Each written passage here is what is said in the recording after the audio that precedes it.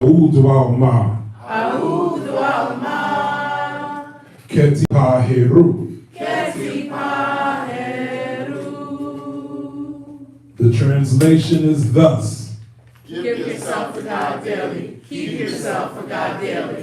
And may tomorrow be as today. We give homage to the Creator, who is like our Father, and who is like our Mother, who is everything that we can perceive, and everything that we cannot perceive, who is everything, yet is no thing, who comes to us in the form of the Neteru Ra, who is the light of the heavens, light of the inner planes, as well as the light of our lives, who shines the light for us on the path of Ma'ati, which is the path of truth, justice, righteousness, and harmonious balance, who comes to us in the form of the light of vitality, giving us the strength and the endurance to live and act upon that which we know to be true. Homage to you, the one who shines in and through us as a beacon of light for those who are blind to the facts of their place, their position, and their responsibilities in the divine scheme of things. May we be Ma'akiru, true of thought, word, and deed, to our highest realities, and in our moments of crises and the dark nights of the soul,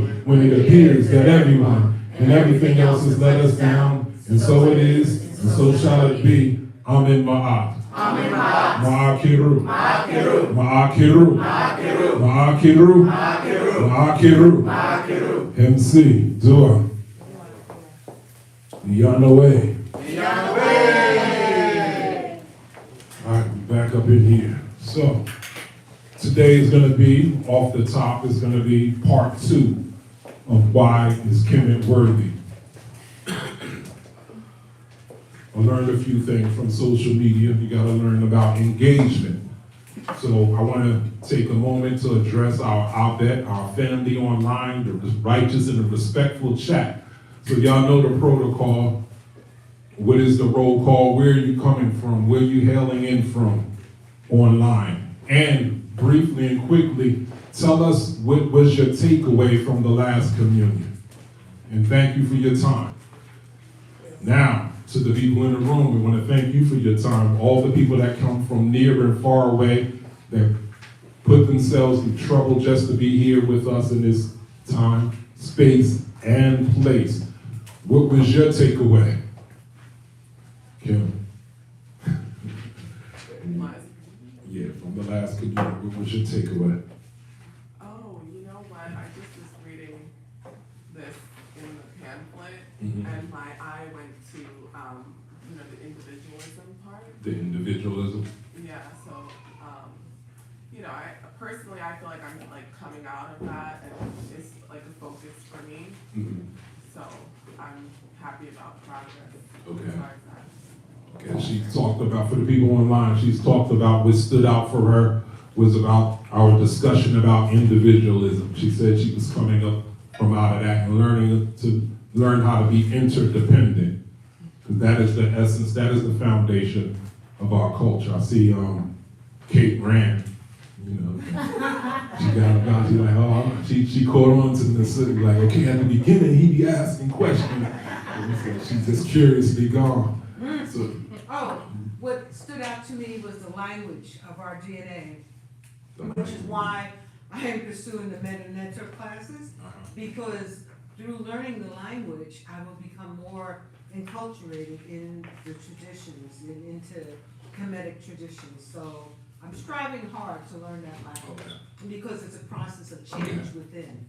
She spoke about the importance of language, and because we talked about language being the DNA of our culture. So language is primary when it comes to reclaiming our tradition. Wepet Maakra, did anybody chime in yet? So far, I just see the location. The location. The anti-African sentiment, that's the... That anti-African sentiment. We're going to get back into that a little. For me, so your connection with divinity is what allows you to redeem and restore your connection to ancestors. Yeah, that was a mouthful. So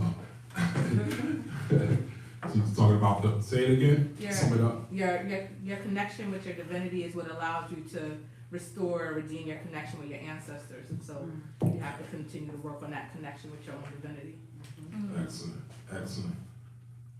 Ark, or they playing like they didn't hear the charge? Basically, Okay. All right, I tried. Y'all see, I tried with the engagement and stuff like that. So, just gotta try.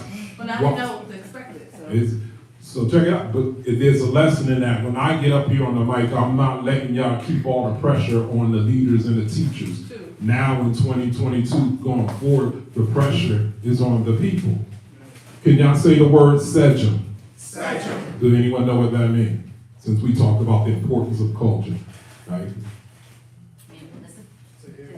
To hear. And the actual Laduk for it is an ear.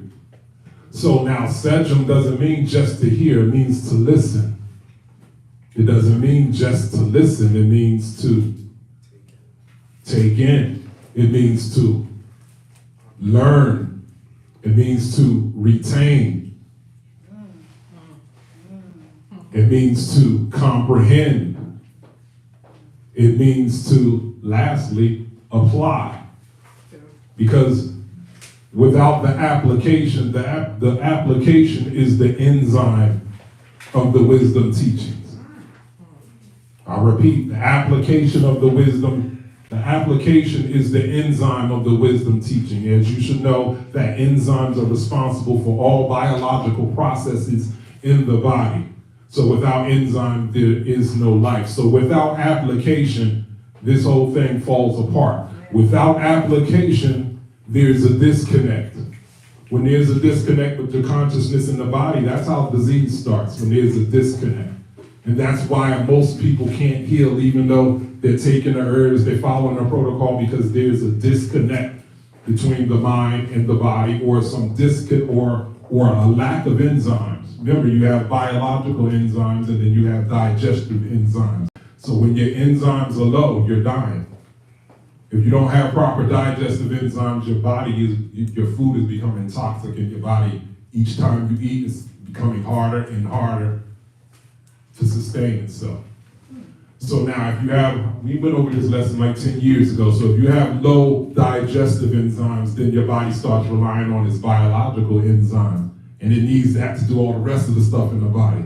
So if you're taking away energy from the natural biological enzymes to digest your food, you're speeding up the process, you understand? I ain't mean to get into health, but we always, back to the application is the enzyme of the wisdom teaching. And if we don't do that, then there's a disconnect. And when there's a disconnect, this whole thing that we do falls, or is, is limited to performatory spirituality. So now people will get on, they be online and stuff like that. Oh, I watched the Shrine of Ma'at. Oh, I watched the Temple of Anu. Who do you watch? And then have the nerve not to be here with us when we're doing it. They watch it at their own time. Now we're reduced to just a television program. And remember, there's no growth without discomfort. So true spirituality is going to keep you a little bit uncomfortable, because it's about inspiring growth. So this new society now, that everybody wants everything on their own terms. We just talked about Capricornian discipline. People don't want to know discipline. They don't want to even recognize that there are boundaries. But we're going to keep the message moving forward. So for the new people that might be online that don't know me, I'm Ra Sanku Kepper. I'm the host of this experience. We are the Temple of Anu, and you are with the Temple of Anu, and this is communion, and we say, Itayim. Itayim, communion. Welcome to the communion experience. Temple of Anu are the vanguards of the New World Kemet culture. I'm going to repeat that. The Temple of Anu are, or is, what's the proper word? Is or are? Is. Black of eye. Is the vanguards of the New World Kemet culture. And this is what we're talking about today. There is a difference between us and our continental brothers and sisters. For instance, if you take the Ifa tradition of West Africa, the Ifa practitioners on the continent, they have a different connection with their ancestors than we do. Now the ones, everybody that's been initiated over here, they call it New World practitioners, or they call it Orisha lifestyle. Over in Africa, it's just Ifa. Why is that? Why is there a separation between New World practitioners and just Ifa? Expression of the culture. Say that again. Expression of the culture. Expression of the culture, what did you say? I said we're in the West. Because we're in the West? Correct. But there's this thing called the transatlantic slave trade. That makes a world of a difference. And now when we talk about culture, we're not just talking about that generic thing called the way of life. We're talking about survival strategies that's been encoded as a way of life. So the difference between us and continental Africans is certain things we had to add to the culture or take away from the culture in order for us to survive. It was just necessary. In order for us to still be here to have this conversation that we're having, we had to do it. And it's okay. We're not going to let anybody guilt or shame us for our present expression and interpretation of the culture. It's happened. So the imperative is for us to do what we do the way our ancestors did what they did. Y'all get that? We have to, what we do has to mean as much to us as what our ancestors did for themselves. Y'all heard that saying that they have, it's a colloquial saying, say, keep that same energy. Okay. That's what we're doing. We're keeping that same energy. We're keeping that same intensity. We're keeping that same frequency as our ancestors. And we're trying to match that. It's not about splitting hairs. Now, at the end of the last communion, I was sitting in the back of the room. My Aunt Amakeda came and she said, she came with her notes and she said, yeah, I got this, and what did you say about such and such, such and such? And then she said, remember the last part? You said, I got this and I got that, and then you said, but I didn't quite get what made Kemet worthy. Yeah. Did y'all get what makes Kemet worthy? Maybe it depends. So respectfully, every time I open my mouth to teach, that conversation is about why Kemet is worthy. Every communion from the inception of the idea of communion is about why Kemet is worthy. My personal example, faults and all, is always about why Kemet is worthy. So now the question becomes, worthy for what? Or worthy of what? That's essentially what she was asking. Worthy for what or worthy of what? I find it interesting that now that it's Kemet's turn to be taken under serious consideration. Have y'all noticed now this is what we were talking about, the anti-African sentiment. Now it's time to take Kemet serious as a way of life and nobody want to be African no more. Now that it's time to take Kemet serious and people want to be Native American, Indian. I'm not taking away from any of that. But we had a narrative going on in our community up until this point. It's almost like our people always throwing hiccups in it just so we could continue to trauma bond and not grow struggle culture. It's always something, some white man did, and he kept this information, and this is why we really now. It's not that we're Kemeticans, we was here all the time, and if we all just realize that we was always here, somehow that's going to magically free us. Somehow, if we just give up thinking that the world is a globe and it was flat, and that's going to somehow make everything all right. These are distractions. So now it's time to take Kemet serious, and everybody wants to lose focus. So now now nobody wants to be religious, no one wants to be organized. Now we got this self-divinity dialogue going on, which is a cop-out. The self-divinity thing is about people worshiping their emotions and their feelings. I feel this and I feel this. I don't feel like this and I don't feel like. If we go by that, we'll never get anything done because nobody's ever going to feel like doing the necessary work that needs to be done. That's why they call it work. Remember, the growth comes in the discomfort. So that self-divinity thing is everybody just jumping into their comfort. And it becomes a cop-out for failing or simply being unwilling to live by a verifiable code. If you're just going to continue to take your stance that you want to think about something different or see something different, we're never going to get anywhere. Because if we're waiting for this old democratic, we all got to agree upon every single thing. That's not how things get done. Do y'all think our ancestors was on it like that? Do you think they liked and agreed with everything the leadership had them do? Yeah. Of course not. You see that book in the who see it called the Dialogue of the Soul? He had some serious criticisms of leadership and what was going on in the community. So let us stop divorcing ourselves from our ancestors to make it seem like they had it all together all the time and that they couldn't possibly be relating with what we're going through, feeling, and thinking now. You are the ancestors. We are the ancestors. That's where they get that saying, you are the one we've been waiting for. It's just a matter of waking up. So no religion, yet some of our greatest minds come from religious backgrounds. We got Marcus Garvey, the Honorable Marcus Garvey. He was a devout Catholic. Did y'all know that? People be trying to ignore that because they go hard with his red, black, and green and back to Africa. That's what he's known for. But when I read the philosophy, the opinions of Marcus Garvey, he be talking about that religion in there. And he loved Africa. And best believe if he would have made it over to Africa, I don't even know if he would have gave up his religion. He would have got initiated into something or several things. Why? Because Africans are syncretists. Y'all know what syncretism is? Yeah. What is it? When you blend one thing with another. When you blend one thing with another, this whole I'm only African and nothing, that's us over here. We be doing that. That's our ego, having a poor response to slavery and white supremacy and things like that. But Africans didn't think like that. It's half myth about Christianity being forced on Africans.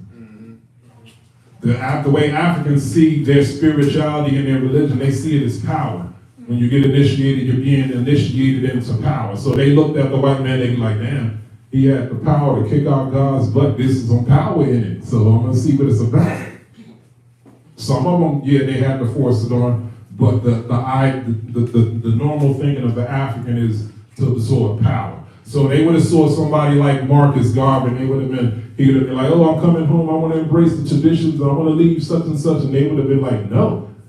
You got millions of people to come back home, you got a ship, you got many people to come back home. Whatever that was that you was in gave you the power to do that thing. Nah, keep that. We're going to initiate you in some things and give you some more power. We're going to see what it do on top of that. That's how Africans think.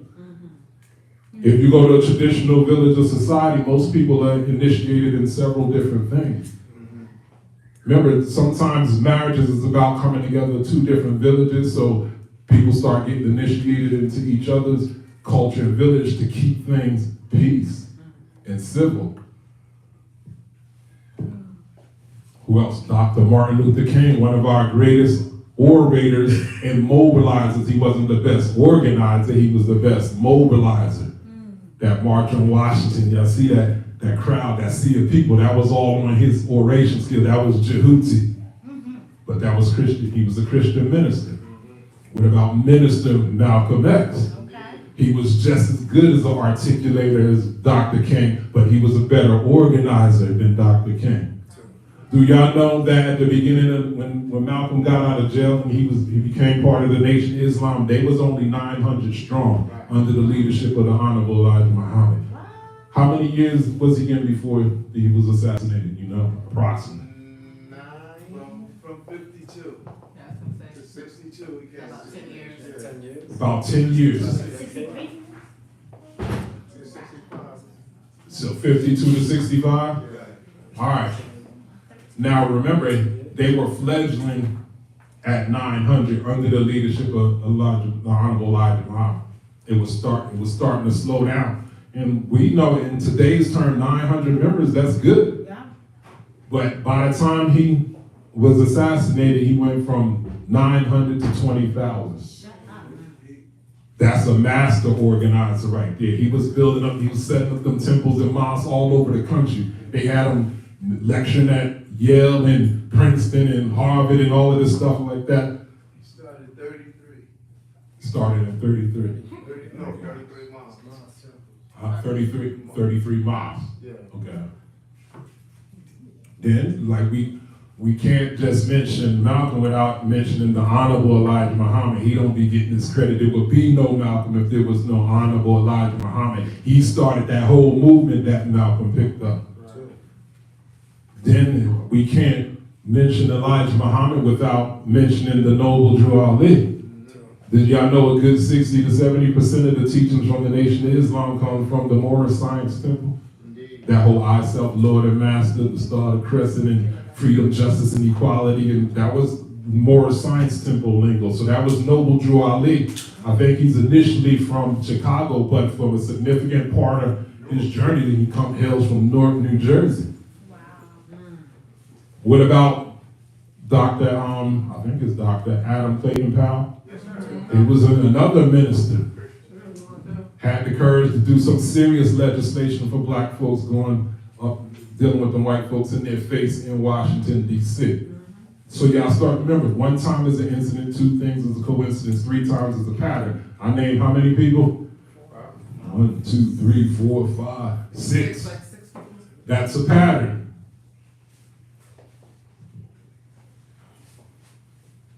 Some people say, well, just because they was religious, I don't have to be religious.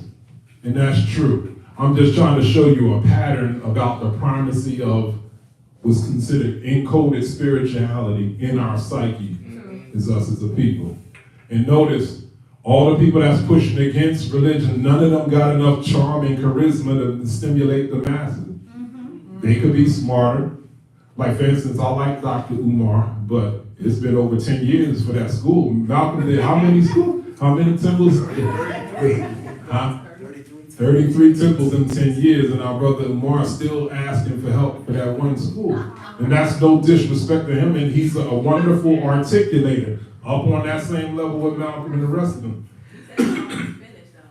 I want my $100 back. I'm gonna leave it alone. I'm gonna leave it alone. Because he get online and he be answering back. I ain't trying to beat with my brother. We just having a conversation about comparisons and contrasts between the people that saying they're not religious. They, for some reason, they don't have the charm and the charisma to electrify the masses. So let's bring it back into history. Who was Imhotep? Tell me something about one of them. Multilingual genius. Multilingual genius. What else? Engineer, doctor, architect, healer. And check it out. He was a priest. What about Ptah? What we know about him? A writer. He's known for the maxims of Ptah. Some say he's responsible for the world's first complete book. A priest. What about Amenemhotep? Y'all see his name is in here. Priest. What about Akhenaten? Everybody, what's Akhenaten known for? Consolidating it to one. Huh? He did a consolidation. Like monotheism. So-called monotheism. What else is he known for? He was a priest as well as king. Remember, kings were priests also. He was known for some silly stuff too, but we just having a conversation. So, Imhotep priest, Ptah priest, Amenemhotep priest, Akhenaten king priest. Let's go to West Africa. What about Mansa Musa? What we know about him? Richness king. The richest king? Is he? What they say he's the richest man in history, right? How do we know that? Why do we know that? The only image I can Huh? the only image of him is with gold, everything. Yeah, And it was the image was crafted by Europeans. And the coins he left around the world. The coin, that's what the coins he left around the world, especially in Kemet. He messed up the economy in Kemet because this cat was going around just dropping gold. Dropping gold. But what's significant about it, why was he in Kemet or why was he passing through there? Priesthood. Huh? Study. No, he's going to Mecca. Oh, no. He was a Muslim. So once again, that religiosity. Let's bring it home. How many people got, or you've been to somebody's house and you got in your own house and you've seen pictures of people doing this? Anybody got that in their own house? The sideway pictures of somebody Kemetic doing this? What about this? What about those are religious, that's religious iconography. Those are priests. Those are king priests doing ritual. What about the African mask? Who got African masks on their wall? You know those are ancestral masks? So those are just unsanctified. And those, remember, they didn't perform the ritual on it yet in order for those to serve as true ancestral masks. So African Americans have it as home decoration. Africans, they don't do that. That's going to be in some type of room until it's time to bring it out for the ritual. But it's still religious, it's still spiritual, it's still metaphysical, it's still esoteric. As much as people don't admit it, they understand that we love the peripheral, the ambient spirituality. We take people serious in their religion, their spirituality, their priestism, their spiritualism. It's just in our psyche as much as we hate to admit it. So we can't deny Kemet is expression of the same thing, right? So another layer, what makes Kemet worthy? So we're going to another layer. Let's consider the Greeks. The Greeks got things half wrong or half correct. Yet the Greeks went on to change the world. How do we know it wasn't theirs? When them cats went back, remember some of them learned for 10, 20 years in Kemet. They was only considered first level initially. And that little bit of information that a lot of people are summarizing as half correct went and changed the world. How do we know? Is because they were, a few of them were thrown in jail for teaching illegal doctrines. They were given the death penalty, which was a drink of hemlock. So they was poisoned to death for teaching illegal doctrines. That means doctrines that wasn't there. Yet, they went on for Hippocrates to become known as the father of medicine, but half learned information. Herodotus went on to become the father of history, and they forgot about murdering Jehudi or Manetho, right? The Romans hated the Greeks, and they hated the Kemites, and they were influenced by Kemet. The Arabs wanted to take over Kemet. They considered it heathenism, and yet in the Dark Ages came alchemy. Alchemy is an Arabic word as well as a Greek word. It means alchemia. The Arabic al is a prefix that means the, and kim means Kemet. So it's the study of the black arts, the study of ancient Kemet. And a lot of people will argue that those things are half true or pseudo or incorrect, but all those things have been by proximity and relation and influence of Kemet. All of those things get honorable mention in history, and they all got it half wrong. So it's something about Kemet that changes people that come in contact with it, whether you got full understanding or not. Do y'all understand how profound that is? You could get it wrong and still change the world. So that makes us have to take serious consideration of not Kemetic history, but Kemetic culture.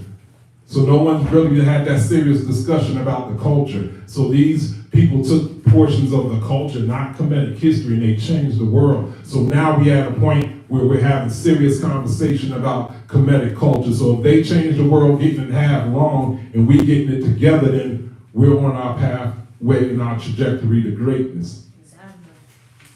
So when we say what makes Kemet worthy, we have to talk about the meaning of worth means value. What is value? In the text it says, speak ma'at, do ma'at, for she is mighty, she is pure, well, she is mighty, she endures, her value lies in the hands of those who know how to use it. Okay. Again, for this side of the room, speak ma'at, do ma'at, she is mighty, she endures. Her value lies in the hands of those who know how to use it. This side of the room, speak ma'at, do ma'at, is becoming a chant, right? Speak ma'at, do ma'at, she is mighty, she endures. Her value lies in the hands of those who know how to use it. So let's square it off with 4, because 4 is my number. To the people online, to the Abid online, the ones that were scared to ask, they were scared to answer the question. Oh God, what did they get from the last session? Speak ma'at, do ma'at. She is mighty, she endures. Her value lies in the hands of those who know how to use her. So when it says speak ma'at, we all come to the agreement that ma'at means truth, right? Or one of the many definitions. So speak the truth. Then it says do ma'at.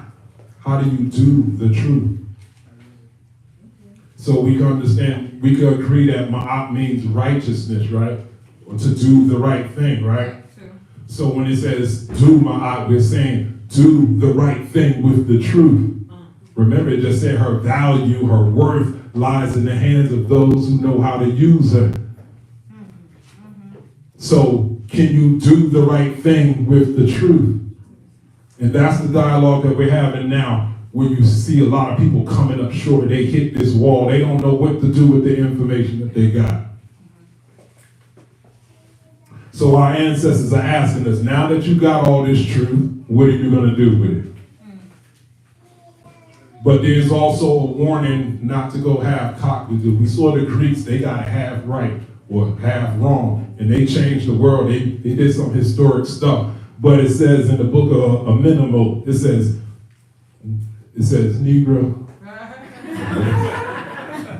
But that's the sentiment. Watch it. It says, don't hurl a lance if you can't aim it correctly. Okay. So if I say, okay, I'm gonna hit that person in the back room with this lance. Oh, Armageddon, I'm sorry. So meaning sometimes getting it half wrong could hurt people. It could damage some things. So it's saying don't just go off half cocked. Oh, Spirit told me. So you're going to have some type of methodology to verify the truth. It's not about going half cocked. So once again, another layer. What makes Kemet worthy? What makes Kemet worthy is because she is not stagnant. It is a sentence with no period at the end. It's a comma at the end because the conversation continues going. That's why we call it the Kemetic legacy and not the Kemetic religion.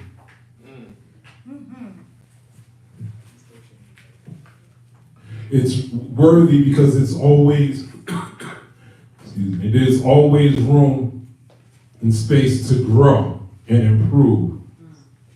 So now we have to have this conversation between authoritarian or foundational.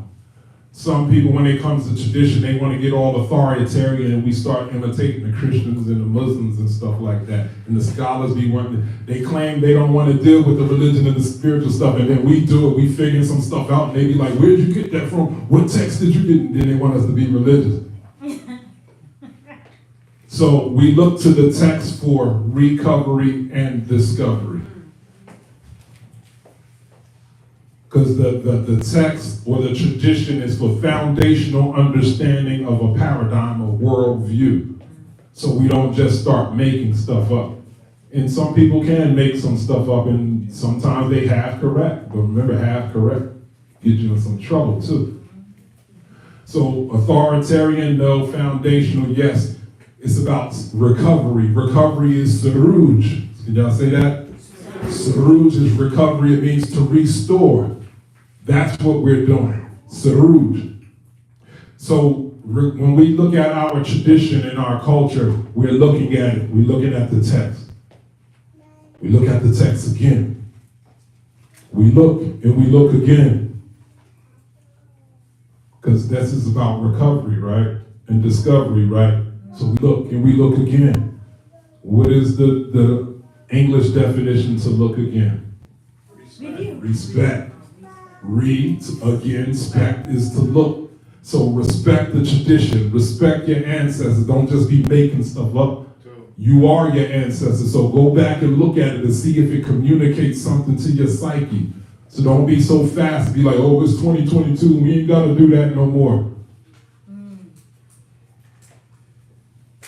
So you're looking for insight, new insight for the possibility of expansion.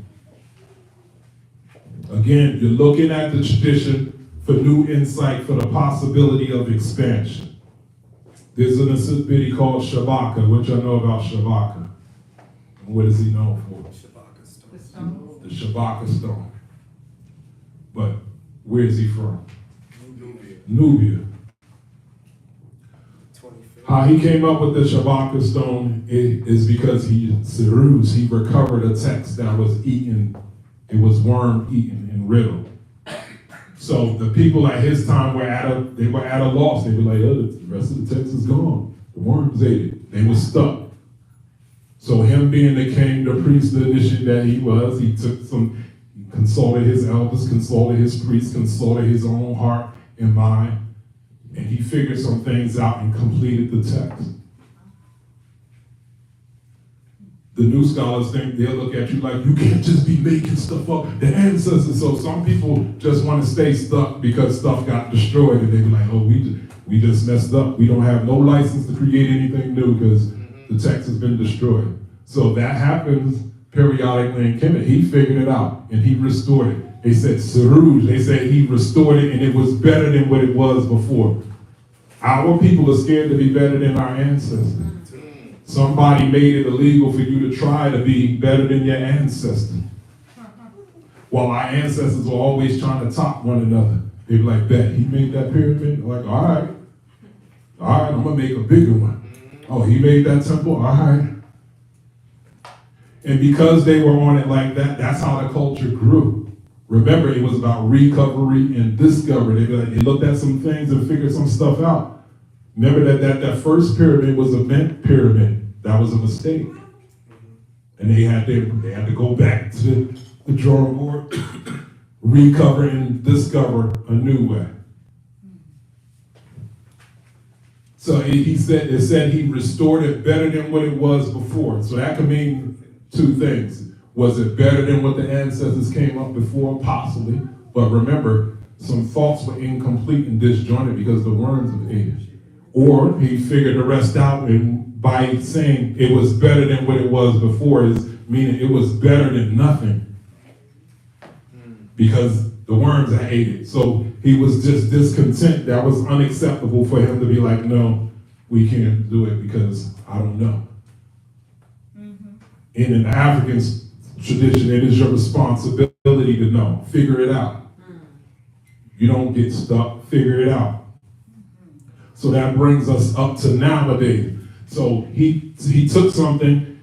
It was a wall that nobody could figure it out, and he went into meditation and counsel, and he figured it out, and nobody had a problem with it. That was Saruj. That was recovery, discovery, expansion.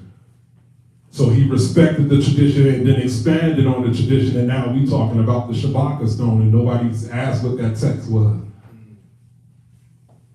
So it's supposed to expand. So now here we come with Baba Hiru, that ceremony that we do at the beginning, the 4 directions. That's from our own Baba Hiru. He did the same thing Shabaka did. The scholars shake scratching their head. You're like, it's a funerary thing.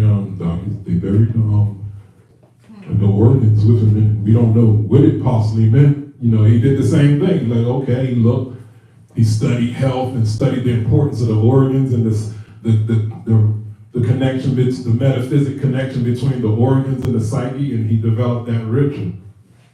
That was Saru. So he did the same thing. He restored it to better than what it was before because the scholars was just scratching their head. They couldn't figure it out. So now, because of that, we got a whole culture. Because he opened up the way for Saruj to restore while others were scared. He also started Wet Rempet. He looked at the text, he's like, okay, what is this Wet Rempet thing? And then after him and Queen went their own ways, the energy started waning in the Kemetic community and started dying off like that worm-eating papyrus. And then here comes the Nasut with the Wet Rempet. Looking at it again, I did what Shabaka did. I looked at the history of it, looked at what Baba did, and I built on it. You're like, okay, they did Wet Rempet as observation at the celebration of the culture, but we understand that Wet Rempet is a 5-day festival. So what I did, we did a retreat where we did 4 out of the 5 days of the festival. That is Saruj. So we restored something better than what it was before. So I looked at the text, we recovered the text, we discovered, and we expanded. So in closing, our ancestors, what makes the Kemetic legacy worthy is because our ancestors said, following the footsteps of your ancestors, their words endure in books, open them and read them, and follow their wise counsel. That was a charge to keep looking at the tradition, to recover, to discover, to expand. Then they told us about Saruj. And Saruj, Ma'at Tawi, is to restore, upgrade when necessary in order to what? Stay relevant. So no, we don't be on something, it's 2022, we give up our culture and stuff, we got to get with the times. Now, we're going to get with the times, but we're looking at our tradition for a new way to look at the times. You understand? So yeah, we're charged to stay in line with the tradition as much as possible, but we have the leeway to refresh and renew it. So we're not going to get in arguments with these people, with dogmatic arguments. Why you do this and why you do that? It's because, Negro, because y'all couldn't figure it out. And y'all was stuck. And if we had it y'all way, we wouldn't have what it is that we do now. So take solace in the fact that the legacy, the way it's practiced now, is just not recklessly thrown together. The legacy that you have now in this room is from a process of Saruj, restoring and recovering. There was a brother named Shaka Atmos 2 years ago. Remember, we was, the scholastic community always be attacking us spiritual folks. We be minding our business, singing, chanting, doing what it is, following the reason, trying to be the best versions of ourselves, and they be making it seem like that's a bad thing. That is the purpose of life. To be the best version of yourself and try to get some joy out of it while you're along the process, right? There ain't nothing wrong with those songs and stuff, but he said the priest wasn't about that stuff. The priests were about business. Y'all remember that? True. So he made this implication that the priests were just about business, kind of like implying that we're doing the things that the Catholics do or somehow swindling the people. So I'll say, in respect, because he didn't say that outright, I'm just intuitively thinking what he was implying. So in all fairness, I say two things could be true at the same time. The priests were about business. Do y'all know any of the names that our ancestors referred to the legacy as? There's like 4 names that they referred to it as. The name of the tradition. Anybody online, what did our ancestors refer to the tradition as? Nobody got a clue. We went over this in community before. It's called Watnet Ankh. Did that sound familiar? That's one of the names, Watnet Ankh. Watnet Netter. Wat Nefer. So Watnet Ankh, that means the path of life, or the way of life, which is culture, which is survival strategies encoded as a way of life. Watnet Netter, the way of God, the way of the divine. And there's Watnet Nefer, the way of goodness, the way of beauty. So let's go with Watnet Ankh, the way of life. So he says the priests were about business. So doesn't life represent activity, movement, busyness, buzz? So yes, the priests were about that business of Kemetic life. And that's why we use the word in greeting each other, Ankh and Ma'at, because we're about that business of living in truth, or living the truth. So I'm going to end on that note. Do we need to do a part 3 of why Kemet is worthy?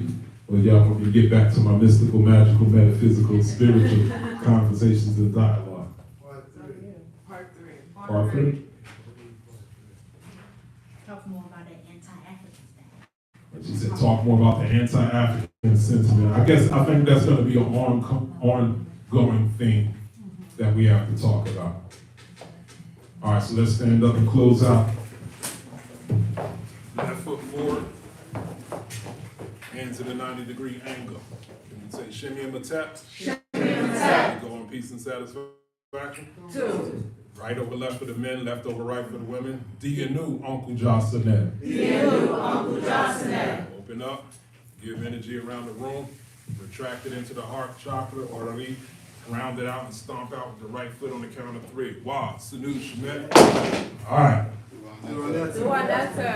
Dua to all of you for joining us on YouTube and Facebook Live. We appreciate your energy and reciprocity that you send to us in the form of donations.